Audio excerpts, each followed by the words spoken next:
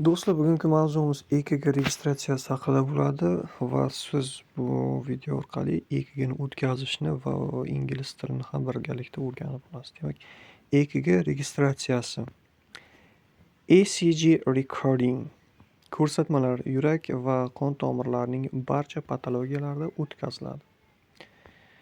Indications performed in all cardiovascular pathologies. Demak, ko'rsatmalar indications performed shakllantiriladi, ya'ni o'tkaziladi degan ma'noda kelyapti bu yerda. Yurak va qon tomirlarining barcha patologiyalarida. In all cardiovascular pathologies.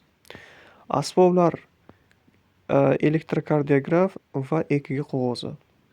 Asboblar equipment, electrocardiograph, ECG paper. Bemorga muolajaning mohiyatini tushuntirish kerak bo'ladi, ya'ni bemorga muolajaning mohiyati tushuntiriladi va apparatning ishlashi tekshiriladi. The procedure is explained to the patient and the device is checked. Bemorga muolajaning mohiyati tushuntiriladi va apparatning ishlashi tekshiriladi. The procedure is explained to the patient and the device is checked. Explained bu yerda mohiyati tushuntiriladi degan ma'noda kelmoqda. Prosedur bu yerda muolaja, explained bu yerda mohiyatini tushuntirish degan ma'noda kelmoqda.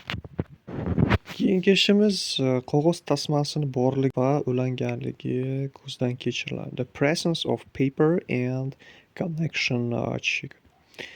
Qog'oz tasmasining borligi. The presence of paper. Presence bu mavjud bo'lish, bor bo'lish. Bemor yotqiziladi va elektrod qo'yiladigan joylar ochiladi. The patient is laid down and electrode placement areas are exposed. Bemor yotqiziladi. The patient is laid down, ya'ni bemor pastga yotqiziladi, ya'ni yerga yotqiziladi degan ma'noda kelyapti. Bemor yotqiziladi, demak the patient is laid down and electrode placement areas are exposed. Ya'ni elektrodlar qo'yiladi, joylashtiriladi. Exposed so'zining ma'nosi ochiq joy, ya'ni ko'rinib